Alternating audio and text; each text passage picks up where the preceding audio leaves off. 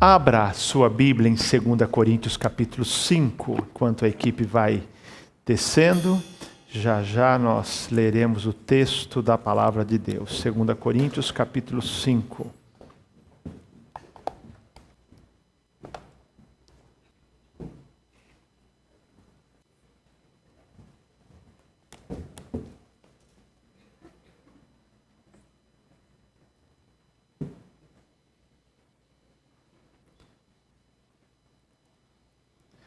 Nós temos durante estas semanas, 5 semanas já seguidas, estudado sobre o tema movido pela eternidade.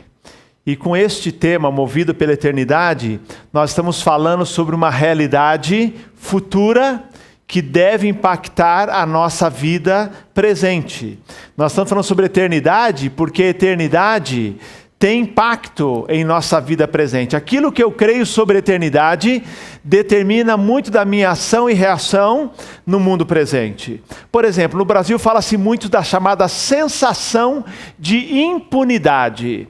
Então as pessoas dizem assim, olha, todo mundo é corrupto, ele é corrupto e não se preocupa com isso, porque na verdade ele está certo ou quase certo de que não pagará pelo crime cometido. Eles continuam fazendo porque há uma sensação que no final das contas eles vão se dar bem. Esta realidade também é verdade quando o assunto é eternidade. Porque se eu acho que no final das contas todos ficarão bem, não vamos prestar contas a Deus, ou como alguns dizem assim, não tem vida após a morte, como será a minha vida aqui? Com certeza não será uma vida responsável, porque simplesmente no final das contas todos se darão bem, é o que creem algumas pessoas. Nós temos falado aqui com vocês, pode trocar para nós aí por favor, nós temos falado sobre aquele sentimento de eternidade que Deus colocou em nosso coração. Deus colocou em nós um sentimento de eternidade e Ele diz que nós não ficamos satisfeitos apenas com a vida no aqui e agora. Nós sempre sabemos, temos a sensação, temos a convicção de que há algo mais. Tudo Deus fez apropriado ao seu tempo, também colocou a eternidade no coração do homem. E aí eu perguntei na primeira semana aqui, o que move a sua vida?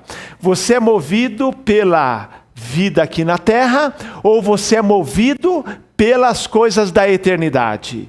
E nós temos falado aqui que as coisas da terra são passageiras e as coisas do céu são as coisas eternas, pelas quais vale a pena nós vivermos. Então nós conversamos aqui sobre isso. O que é eternidade? Algo que não pode ser medido pelo tempo, porquanto o transcende a vida futura.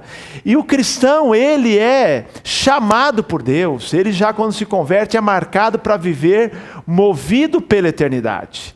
Mas nós temos uma grande dificuldade, porque a eternidade é algo que nós não vemos e a vida na terra é algo visível, que chama a nossa atenção, cativa os nossos desejos. Então é muito comum nós o tempo todo sermos assim muito mais atraídos por aquilo que nós vemos e que nos paga algum retorno agora do que algo que é futuro e que nos parece muito distante. Mas hoje eu quero pensar com vocês sobre uma realidade que é a realidade da morte. É interessante que nas últimas semanas, nós, de uma maneira mais intensa, porque nós lidamos com ela todos os dias, mas nas últimas semanas de uma maneira muito intensa, no último mês, nós fomos colocados diante da realidade da morte. Por exemplo, nós tivemos o rompimento da barragem em Brumadinho, há menos de um mês, há 3 semanas, 25/1, que já parece que faz um século. 25/1, 2019, rompeu a barragem, uma das barragens da Vale do Rio Doce, em Brumadinho, ali perto de Belo Horizonte, e nós sabemos que cerca de 300 pessoas morreram, porque nós tínhamos até a última conta 167 identificados e os outros mortos com certeza, e muitos desses corpos não serão resgatados. Nada. Nós tivemos então uma tragédia com cerca de, numa leva só, 300 pessoas que perderam as suas vidas numa pequena cidade. Nós, então, vimos a história. Tivemos um temporal no Rio de Janeiro, dia 6/2, quando também algumas pessoas morreram, causando um pânico ali na ciclovia Niemeyer e tudo mais. Tivemos mortes na cidade. Semana passada, a cidade em estado de alerta por causa de novas chuvas. Mas tivemos no dia 8/2 um incêndio no centro de treinamento do Flamengo, que vitimou vários garotos da base do Flamengo. Muitos deles que vieram de outras cidades, jovens, muitos deles adolescentes de 15 anos de idade, e realmente com incêndio ali no CT do Flamengo, morreram. Isso também, quando a gente estava ainda ouvindo sobre Brumadinho, veio o temporal, veio o CT do Flamengo, e esta semana, começamos a semana com a queda do helicóptero na Anhanguera, com a morte do Ricardo Boechat. Veio dar uma palestra aqui em Campinas, para uma indústria farmacêutica, voltando para São Paulo, ali na Anhanguera, na região do Rodoanel, um acidente de helicóptero, ele e o piloto morreram. Mais uma vez, quem está acostumado a ouvir a Band, todos os dias ouvindo o Ricardo Boechat, vendo ele no jornal da Band, porque eu não assisto jornalismo da Globo, eu assisto jornalismo da Band, então todo dia vendo a Band, e lá, nós estamos vendo isso. Então, esta semana particularmente, nós nos vimos diante dessa realidade que é a morte. E a morte, alguém diz muito bem, que não nos cai bem. Ninguém, de fato, fala assim, eu estou tranquilo com a morte. E nós temos aprendido aqui que a nossa vida é uma preparação para a eternidade. Hoje eu quero falar sobre a vida após a morte, mas também quero falar sobre a vida antes da morte. Porque Paulo, em 2 Coríntios capítulo 5, ele fala dessas duas realidades caminhando em paralelo. Ele fala sobre a vida após a morte, mas ele fala da vida antes da morte. Ele fala da vida após a morte. Ele fala da certeza da morte e como temos que ver essa vida, já que a morte é uma realidade futura. Hoje eu quero pensar sobre o que é a morte. O que acontece quando morremos, o que vem depois, mas também o que é a vida e como devemos vivê-la. E eu quero ler agora com você 2 Coríntios capítulo 5, você acompanha a leitura desse texto da palavra de Deus. Paulo diz: sabemos que quando o nosso corpo terreno, esta tenda em que vivemos se desfizer, teremos um corpo eterno, uma casa no céu, feita para nós pelo próprio Deus e não por mãos humanas. Na tenda terrena, gememos e desejamos ansiosamente nos vestir com o nosso lar celestial, como se fosse uma roupa nova. Então entenda aqui as figuras que Paulo usa. Ele fala de tenda, fala de cabana, fala de tabernáculo, uma referência ao nosso corpo. Ele fala de lar celestial, uma referência ao novo corpo que nós teremos. Verso 3. Porque de fato nos vestiremos com um corpo celestial e não ficaremos despidos. Enquanto vivemos nessa tenda que é o nosso corpo terreno, gememos e suspiramos, mas isso não significa que queremos ser despidos. Na verdade, queremos vestir nosso corpo novo para que esse corpo mortal seja engolido pela vida. Deus nos preparou para isso e, como garantia, nos deu o Espírito. Portanto, temos sempre confiança, apesar de sabermos que enquanto vivemos nesse corpo, não estamos em nosso lar com o Senhor. Verso 7. Porque vivemos por fé e não pelo que vemos. Sim, temos confiança absoluta e preferiríamos deixar esse corpo terreno, pois então estaríamos em nosso lar com o Senhor. Assim, quer estejamos nesse corpo, quer o deixemos, nosso objetivo é agradar ao Senhor, pois todos nós teremos de comparecer diante do tribunal de Cristo, para que cada um receba o que merecer pelo bem ou pelo mal que tiver feito nesse corpo terreno. Amém, queridos? Hoje eu quero falar então o seguinte: você está preparado para a morte? A pergunta da semana passada é: você está preparado para a volta de Cristo? Pode ser que Cristo volte e você esteja vivo, eu espero que sim. Porque me parece que a contagem é regressiva. Eu espero que esteja preparado. Mas se a morte vier antes, a pergunta é: você está preparado quando o Senhor lhe chamar? E eu quero pensar nessa realidade paralela de morte e vida, porque é assim que Paulo faz. Porque o que é a morte? A morte não é a cessação da existência para o cristão. A morte, na verdade, é você continuar a sua existência com outro corpo. É apenas uma transição. Então, morte e vida e morte caminham de maneiras paralelas. É interessante. Não é à toa, e eu observei isso essa semana. Essa semana eu assisti 2 vídeos de um programa antigo da TV Cultura chamado Provocações, do Sérgio Manbert, em que ele entrevistava pessoas, atores, empresários, ele entrevistava filósofos, psicólogos, psiquiatras, entrevistava personalidades, e ele, numa da série desses programas, ele terminava o programa fazendo uma pergunta que vocês vão ouvir. Na verdade, ao final da entrevista tem uma pergunta. E é interessante como esta pergunta que ele faz, e eu separei aqui, ele entrevistou várias personalidades, eu separei de um ator, o Dan Stubach, e o psicanalista Flávio Gicovati. Então, o Sérgio Manbert, depois de entrevistá-los, faz uma mesma pergunta 2 vezes. Ao fazer essa pergunta, você vai observar no olhar do ator e do psicanalista, eles sendo colocados diante da realidade da morte, ou da finitude da vida. Então vamos ver esses 2 depoimentos, respondendo a pergunta, e vocês vão observar como a pergunta, que parece que não tem nada a ver com morte, os coloca diante da finitude da vida. Vamos acompanhar. Pode começar com Dan. Dan, o que é a vida? Caraca, eu adoraria achar uma resposta espetacular para você. Para mim não, para Cara, você a mesmo. vida é o que eu escolho fazer. Entendeu? Ela é o que eu escolho fazer do meu tempo. Ela isso. não é uma causa perdida. Não, ela sempre é uma causa perdida porque sempre existirão outras coisas, né? Outras possibilidades, outras vidas. É um pouco por isso que a gente é ator também. Dan, Porque é sempre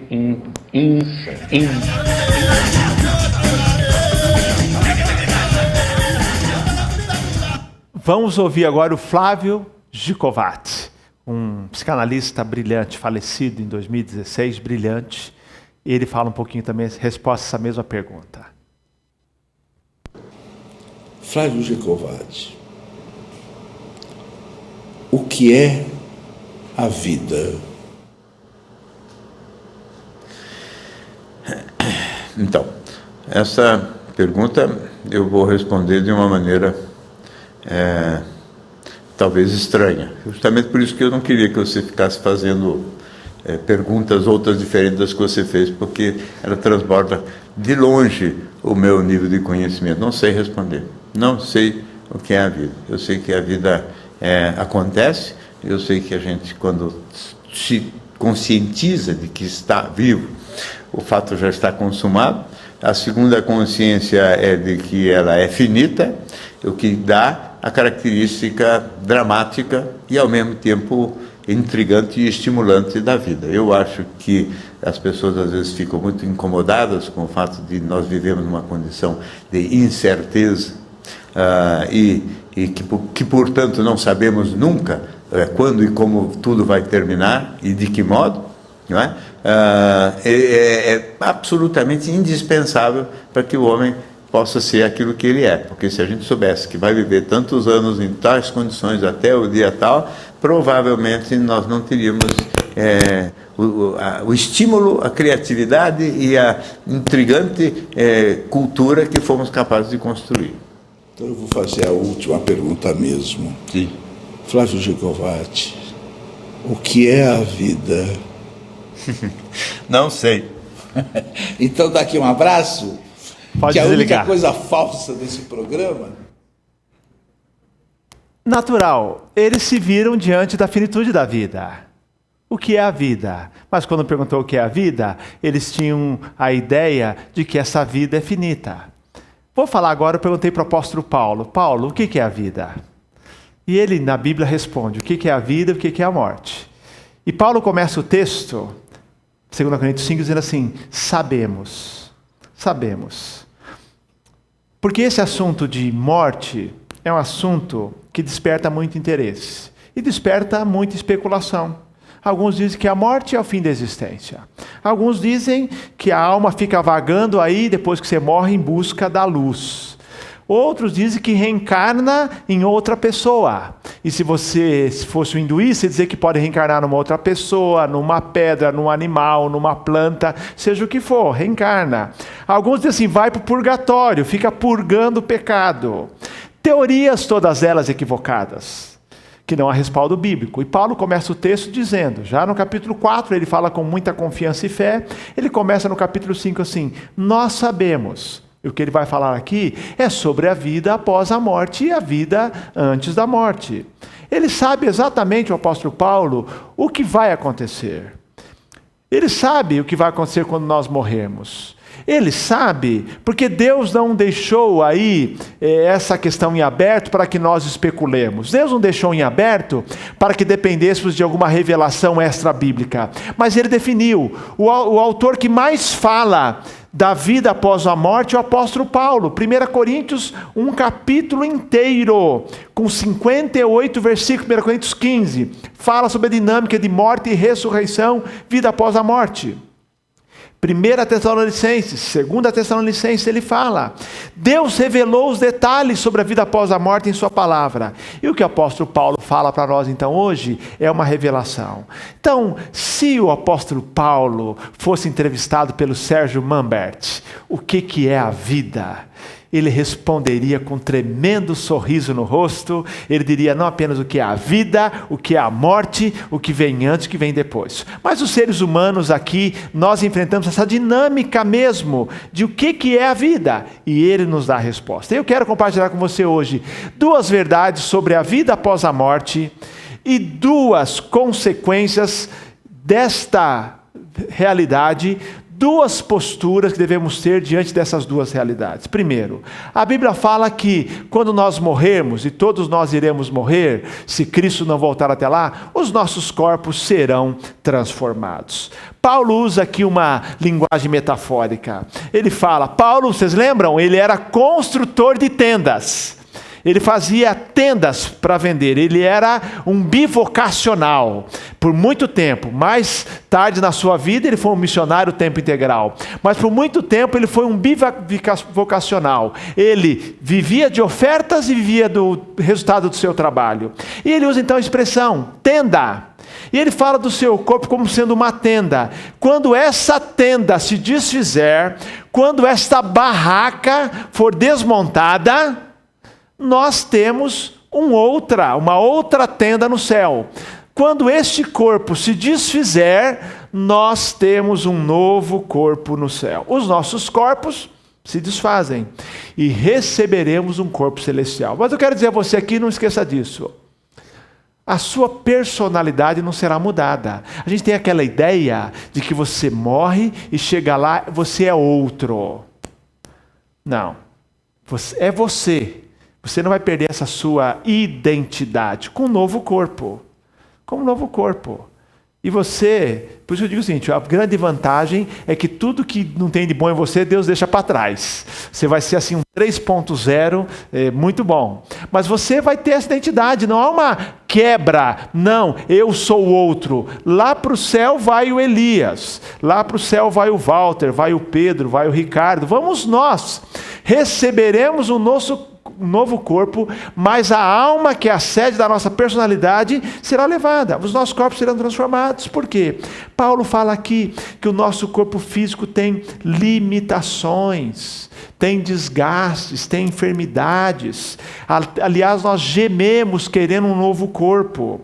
Nós não seremos no céu espíritos sem corpos, mas na verdade um espírito com corpo. Quando o cristão morre, diz a Bíblia, o pó ou o corpo volta à terra, de onde veio, e o espírito volta para Deus. Eclesiastes fala isso, que o pó volte à terra, de onde era, e o espírito volte a Deus que o deu. E aí recebe um novo corpo, extraordinário, 1 Coríntios 15. Paulo fala, e ele não fala de forma especulativa. usa a parte final do texto de Coríntios, a partir do verso 30, alguém diz assim, como serão os corpos? Ele fala assim, tem corpo físico e corpo espiritual. Muito provavelmente lembrando de Jesus. Jesus foi reconhecido. Só o seu corpo era de uma outra qualidade. Pode imaginar poder passar para um lugar sem abrir a porta? Passa pela parede, não tem limitação de tempo e tudo mais. O nosso corpo será diferente. Como o de Jesus. A Bíblia fala, tal como ele é, nós seremos. É um corpo de uma outra qualidade, mas você não será outra pessoa. Então, a primeira verdade, queridos, quando nós morrermos, não é o fim, a morte não é o fim, é uma transformação, se recebe um novo corpo. Agora guarde aqui, Hebreus 9, 27, 28 diz que aos homens está ordenado morrerem uma só vez, vindo depois disso o juízo. Então, quando a gente fala de morte, não tem volta, não fica aí vagando em busca da luz, não fica por aí, não tem reencarnação, não tem sono da alma, não tem segunda chance, é definitivo essa passagem, definitiva. Então essa é a primeira verdade para nós maravilhosa, porque nós sabemos que nós estamos aqui, já falamos que a nossa vida aqui é muito curta, e quando você morrer, você vai receber um corpo maravilhoso, corpo transformado, aquele corpo com o qual você sonha, você melhor ainda. Deus vai lhe dar, para você viver na presença dele com a sua personalidade. A Bíblia nos diz, versículo 4, que este corpo mortal será engolido pela vida. Versículo 5 diz que a garantia que Jesus vai fazer essa transformação em nós é que ele já nos deu o seu Espírito como aquele penhor, aquele pagamento inicial, aquilo que ele prometeu ele está fazendo. Mas há uma segunda verdade para nós em relação à vida e à morte. Nossas obras serão julgadas. Acompanhe comigo o verso 10. Pois todos nós teremos de comparecer diante do tribunal de Cristo, para que cada um receba o que merecer pelo bem ou pelo mal que tiver feito nesse corpo terreno. Vamos lá, isso é importante, doutrina do juízo final. O crente vai ser julgado, passa pelo juízo ou não passa pelo juízo? Passa ou não passa? O que diz João 5:24? Quem crê nele já passou da morte para a vida, não entrará em juízo, mas já passou da morte para a vida. Então, o que a gente faz? Vai ou não vai passar? A Bíblia diz, eu quero dizer a você hoje, que tem muito crente que acha que não vai passar por nenhum tipo de juízo. Diz a Bíblia, e a Bíblia é clara, há dois tipos de juízo. Existe, queridos, a Bíblia nos fala sobre que nós vamos comparecer perante o tribunal de Cristo. Nós temos que viver diante dessa ideia de que há um julgamento. O julgamento do trono branco, segundo o Apocalipse capítulo 20, é aquele julgamento que vai dizer, é aquele de abrir os livros, sabe? E ver se seu nome está no livro da vida. Então nós podemos ficar tranquilos que quando abrir o livro, o nosso nome está lá. Não vamos ser julgados por esse tribunal, pelo julgamento do trono branco, porque na verdade aquele julgamento para Deus definir destino.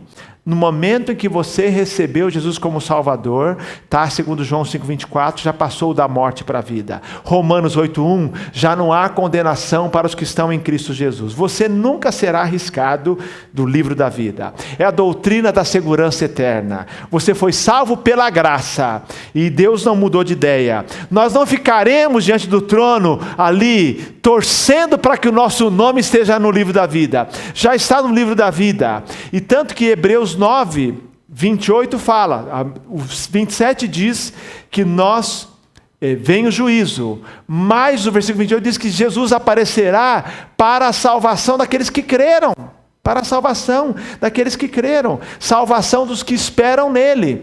Então fique tranquilo, nós temos plena segurança. Se você já tem a Jesus como Salvador, o seu nome está escrito no livro da vida, e eu louvo a Deus porque Deus não muda de ideia, nem quando você peca.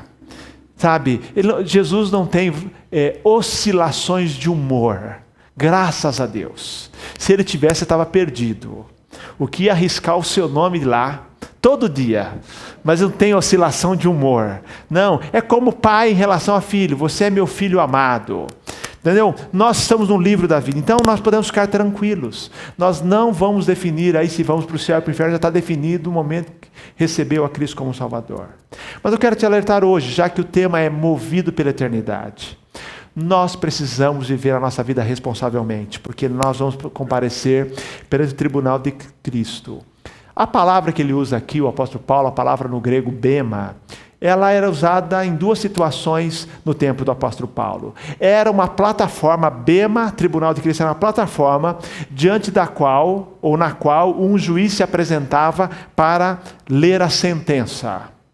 Mas também era usada, queridos, nos Jogos Olímpicos, tão comuns na Grécia Antiga, naquele momento em que os vencedores passavam diante daquela tribuna, daquela plataforma, para receberem os seus prêmios. Naquela época, coroa, ou ganhar a medalha, hoje seria de ouro, prata, bronze, recebiam a premiação. Ele está nos dizendo que nós um dia vamos comparecer perante o tribunal de Cristo, o texto diz, para que cada um receba o que merecer pelo bem ou pelo mal que tiver feito nesse corpo terreno. Queridos, esse tribunal não é para não cristão, é um tribunal para cristão.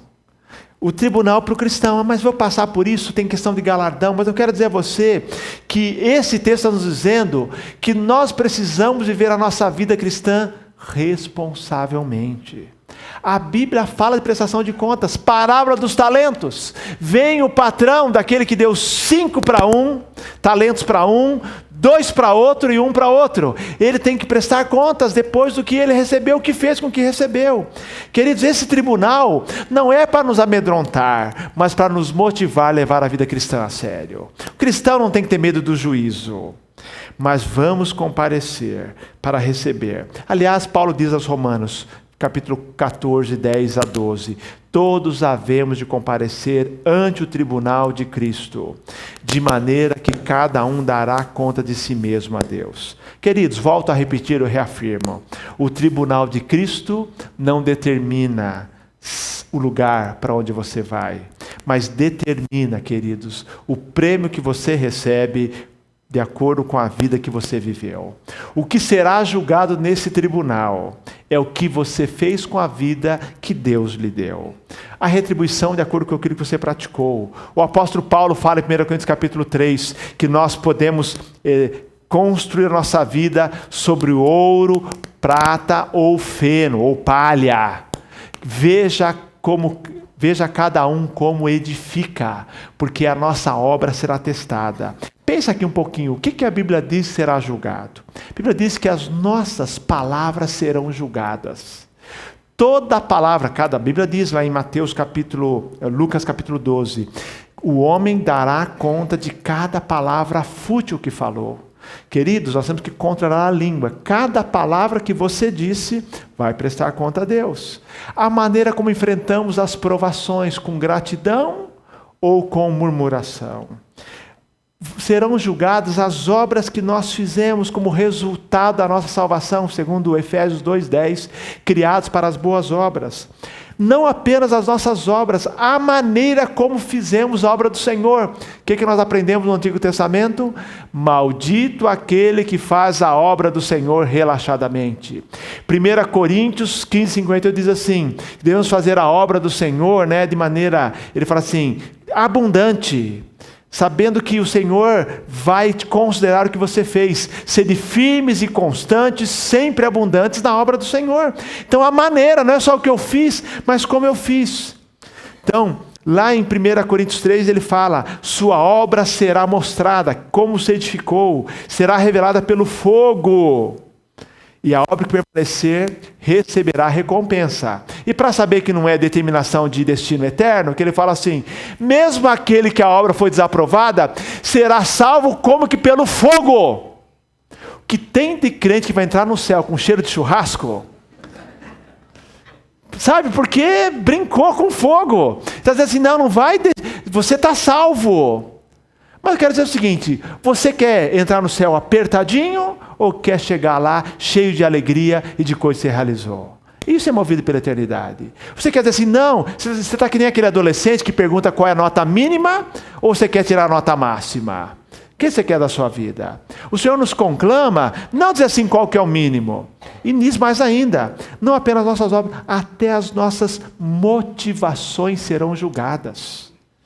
Motivações serão julgadas. Serão julgadas as obras, o que eu fiz, que tipo de obra eu fiz. Obra significa o que eu fiz da minha vida e até a motivação, queridos. Pode imaginar, por exemplo, nós pastores, estaremos diante do Senhor e o Senhor vai lá julgar se o que nós pregamos produziu discípulos fiéis ao Senhor, ou foi teologia da prosperidade, que é palha pura, que só agradou os crentes e as pessoas vieram na igreja em busca de prosperidade. E Ele vai perguntar.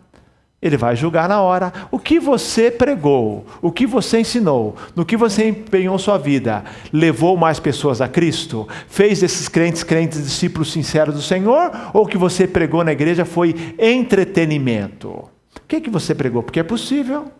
O que você fez? Você fez com interesse ou você fez para a glória de Deus? O que te motivava a trabalhar no nome do Senhor? Então, hoje nós estamos diante da realidade que é a seguinte: Senhor, permita que as minhas intenções, as minhas motivações, o que eu faço, o que eu falo, sejam para a Tua glória. Porque isso vai ser colocado diante do Senhor.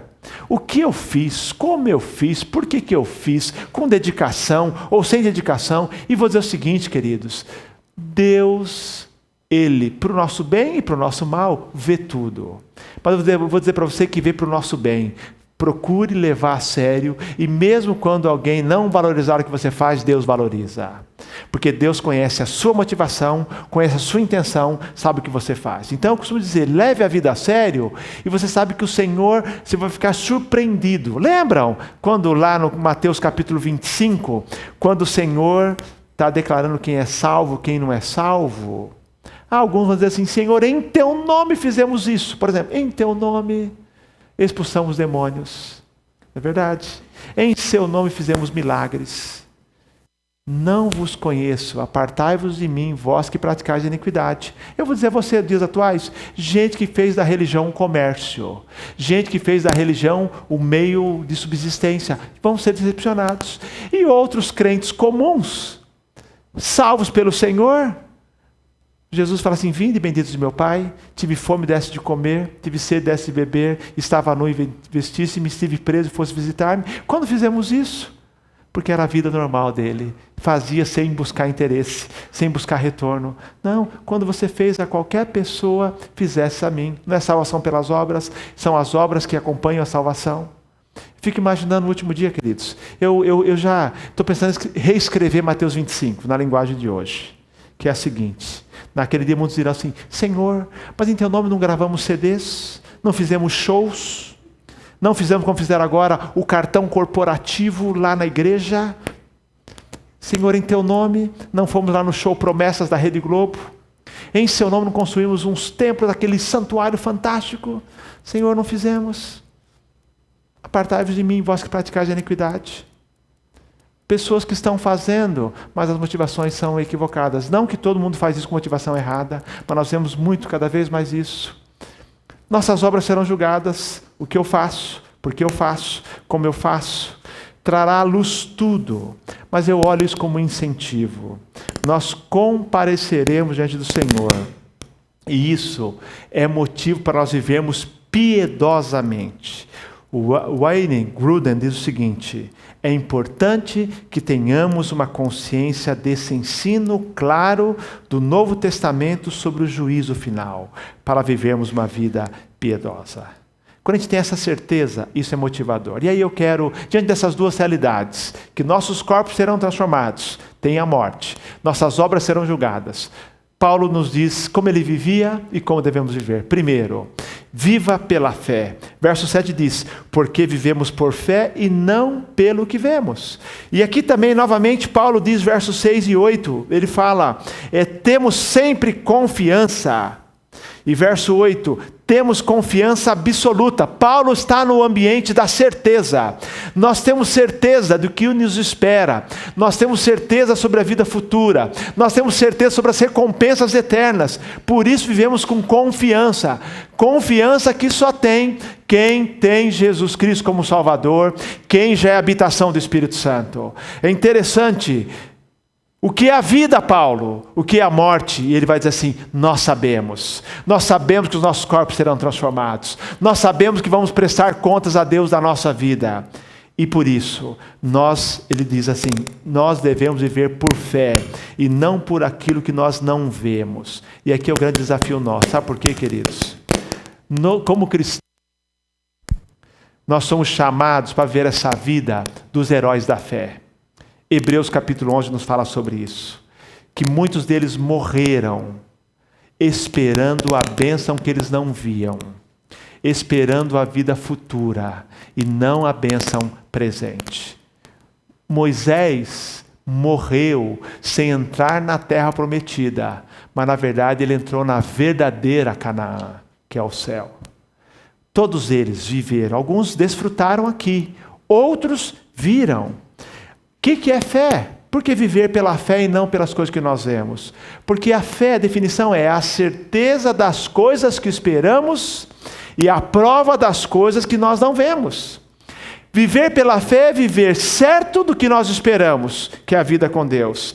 E é ter certeza, prova de que aquilo que nós não vemos, mas o Senhor prometeu, Ele nos dará. Eu vou dizer a você hoje à noite, não permita que as coisas temporais que estão diante dos seus olhos, e muitas delas não são ruins em si, façam que você perca a visão das coisas eternas.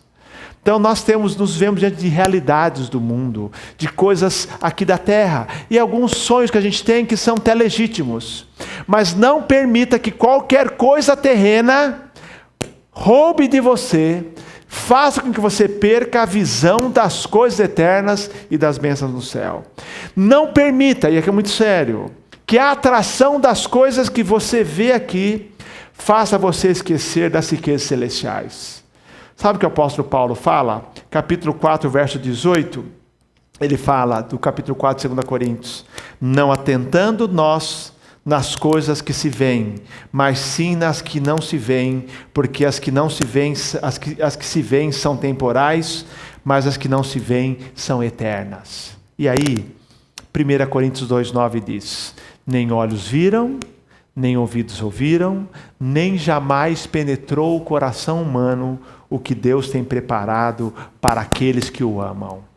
Então, o que Deus tem para nós, nem olhos viram, nem ouvidos ouviram, nem jamais chegou ao coração humano. Tem preparado para nós. E por que Paulo vivia movido pela eternidade? Sabe por quê? Porque para ele, o apóstolo Paulo, e assim deve ser para nós, o céu não era apenas um destino, o céu era a sua motivação. Você vê aqui como Paulo ora dizendo assim, hora que quiser levar o meu corpo, pode, porque eu vou estar com o Senhor. Foi ele quem disse, para mim o viver é Cristo e o morrer é lucro. Então ele está dizendo aqui o tempo todo, olha, eu estou aqui pronto. Aliás, ele vivia nesse dilema, quero ir estar com o Senhor, só quero ficar mais um pouquinho motivado pela evangelização. Queridos, para Paulo o céu não era apenas destino, mas era motivação. Eu me preocupo muito quando alguns cristãos, eles consideram o céu ou a salvação como um bilhete de entrada ou de acesso ao céu. Eles se convertem, pegam esse bilhete, põem no bolso, e falam assim, vou viver minha vida, na hora que o trem passar, eu apresento. E aí estou garantido. Não é assim que se vive. Quando você se converte, você já entrou no trem. O trem que leva ao céu. E lá você já vive uma nova vida. A salvação não é um bilhete ou uma apólice de seguro contra o fogo do inferno. Na verdade, quando você se converte, você passa a viver pela fé. O céu é a tua motivação, as coisas eternas são a tua motivação. Você não deixa de ter alvos aqui na terra, mas esses alvos não são a razão da sua vida. A grande pergunta que eu faço é, o que move a sua vida? O que prende os seus olhos? Os heróis da fé tinham a vida futura. Então ele diz assim, viva pela fé, viva motivado, viva enxergando. Eu sei que é difícil, porque aqui está o que você vê nesse momento, e o resto você tem que imaginar. Mas leia a Bíblia, lembre o que o Senhor quer te dar na vida futura. E esta vida aqui na terra, ela é muito pequena diante da vida eterna. Paulo diz, viva pela fé, viva motivado pelas coisas do céu, pelos valores eternos. E mais sério ainda, viva para agradar a Deus em tudo. Verso 9 ele diz, assim, quer estejamos nesse corpo, quer o deixemos, nosso objetivo é agradar ao Senhor. Outra tradução diz assim, quer estejamos nesse corpo, quer o deixemos, nos esforçamos para em tudo agradar a Deus. Pense aqui, qual é o objetivo da vida de Paulo? Não era construir grandes igrejas, não era se tornar alguém famoso, não era ganhar muito dinheiro, não era hoje, ele diria assim, ter 1 milhão de seguidores lá nas redes sociais, não era ter uma dezena de imóveis, não era ser reconhecido por causa da sua vaidade, não. Paulo diz assim, por isso nos esforçamos, eu me esforço, nós nos esforçamos para agradar a Deus, quer estejamos no corpo ou fora do corpo. A expressão nos esforçamos, a tradução, a possibilidade de tradução é a seguinte, ser a ambição de alguém. Quando ele fala assim, nos esforçamos, ele está dizendo assim, que a nossa ambição seja agradar a Deus em tudo. Aí a pergunta é, onde está o seu coração? Qual é a sua ambição de vida? A quem você quer agradar? O nosso objetivo de vida deve ser agradar ao Senhor em tudo. Como a gente faz isso? Viva para Ele. Realize a missão que Ele lhe confiou. Invista a sua vida nas coisas que duram eternamente. Já falei aqui sobre investimentos. Faça investimento na vida futura. Quando você investe na vida das pessoas, você está investindo para a vida futura. Para a vida futura. Paulo diz aos Colossenses no capítulo 1, verso 10. Oramos, ele fala, para que possais viver de maneira digna do Senhor, agradando-lhe em tudo, frutificando em toda boa obra e crescendo no conhecimento de Deus. Eu vou dizer a você, as pessoas mais focadas no céu são as pessoas que mais produzem nessa terra também. Ah, não, se eu me focar no céu, eu não vou ser um bom empresário, eu não vou ser um bom funcionário. Não, não. Se você focar no céu, você vai ser o melhor empresário, você vai ser o melhor funcionário, vai ser o melhor cidadão, porque o céu vai lhe motivar a dar valores nas coisas que importam. Na verdade, como diz o C.S. Lewis, pode colocar para frente aí, por favor. Ele diz, foi exatamente quando os cristãos pararam de pensar no outro mundo, que eles se tornaram pouco efetivos neste. Mire o céu e a terra, e terá a terra por acréscimo. Mire a terra e não terá nenhuma das coisas. Foi quando os homens que mais impactaram, os homens que mais fizeram por esse mundo, foram os homens, e têm sido os homens e mulheres que miram o céu, que sabem que tem uma missão aqui na terra. O apóstolo Paulo nos ensina isso. E aí há um versículo lindíssimo que Paulo usa, que eu quero ler para você. Romanos, capítulo 14, versos 7 a 9, ele diz, porque nenhum de nós vive para si, e nenhum morre para si. Porque se vivemos, para o Senhor vivemos, e se morremos, para o Senhor morremos, de sorte que quer vivamos ou morramos, somos do Senhor, porque foi para isso que morreu Cristo, ressurgiu e tornou a viver, para ser Senhor tanto dos mortos como dos vivos. Sabe o que ele está dizendo? Aqui, Cristo morreu para que você viva para Ele, e quando você simplesmente fazer essa transição para uma nova existência, uma vida no céu, lá também você vai viver para o Senhor. Ele está dizendo o seguinte, quer vivamos, viva para agradar o Senhor, e quando morrer, vai morrer para agradar mais ainda o Senhor. Minha pergunta para você hoje, você está preparado para comparecer perante o tribunal de Cristo? Você estaria tranquilo? Estaria com a lição de casa pronta? Eu me recordo, eu era aluno da 4ª série, do ensino fundamental, eu não vou falar primário, senão vão falar que eu sou velho, 4ª série do ensino fundamental, eu me recordo que havia uma professora de ciências que ela nos dava algumas tarefas, e a gente comparecia, fazia algumas experiências no laboratório do colégio, da escola, e a gente, cada vez que participava, não podia faltar no dia, havia uma anotação no caderno, a data, e ela assinava, e aquilo era grande parte da nossa nota final. Eu me recordo várias vezes alguns alunos desesperados, que eles faltavam tanto na escola, e no dia de apresentar aquela relação, estava várias sem assinar, várias sem assinatura, ou seja, perdeu. E ele pensava assim, e agora? Vou depender só da nota da prova. Minha pergunta é, quando comparecer diante do Senhor, você vai estar tranquilo com a vida que você viveu? Com aquilo que você realizou? Com o que você fez com a sua vida? Você está preparado para comparecer perante o tribunal de Cristo? E eu falo isso não para causar medo, mas para te motivar. Paulo fez do céu não apenas o seu destino, fez a sua motivação, por isso realizou tanto. E eu vou dizer a você, quem não está preparado para a morte não está preparado para a vida. Quem está preparado para a morte está preparado para a vida. Entendeu? Nós vimos aí as respostas sobre o que é a vida. O problema não é a vida, o problema é a morte. Mas está preparado para a morte, é preparado para a vida. O imperador Filipe da Macedônia, no meio de seus vários servos e escravos, ele tinha um funcionário, um escravo, que tinha uma única tarefa. Esse escravo tinha a tarefa de, todo dia, quando o imperador Filipe da Macedônia levantava, dizer para Filipe, em vez de falar bom dia, dizer o seguinte: Filipe, lembre-se que você vai morrer. Ou seja, esse imperador queria ter uma vida pautada diante da realidade da morte. Então, todo dia, aquele funcionário falava para ele assim: Filipe, lembre-se que você vai morrer. E essa é uma verdade que você tem que conviver. Por favor, não inventa, não peça para sua mulher falar isso para você todo dia, não. Por favor, lembre, tá? Você já precisa acordar sua mulher e falar assim: lembre que você vai morrer. Ela fala assim: eu que vou te matar. Se você... Entendeu?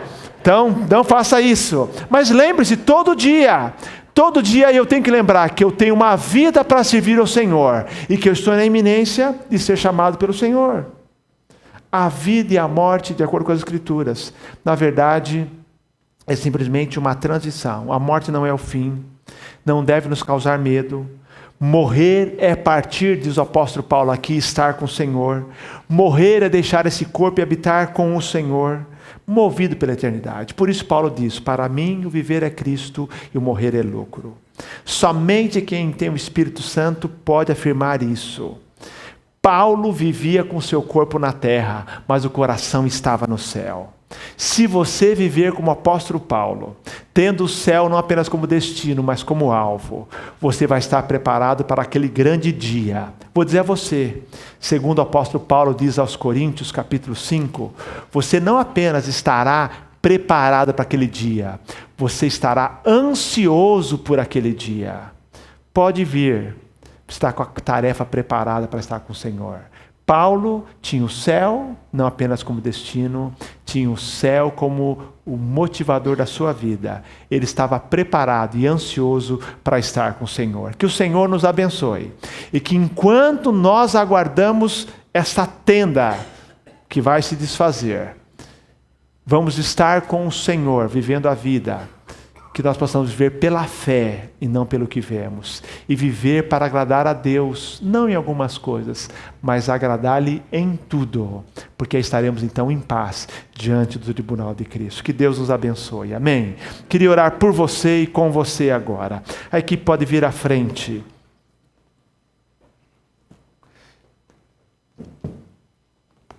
Eu queria, nesse primeiro momento, consagrar nossas vidas ao Senhor. Vamos orar. Deus de amor, eu quero te pedir que, assim como Paulo, a nossa vida seja motivada pelas coisas eternas. Nós que somos salvos pelo Senhor, temos tido um grande privilégio de usar a nossa vida para a tua glória. Quando eu olho para essa igreja, tantos irmãs e irmãos voluntários trabalhando na tua obra, eu te agradeço por isso.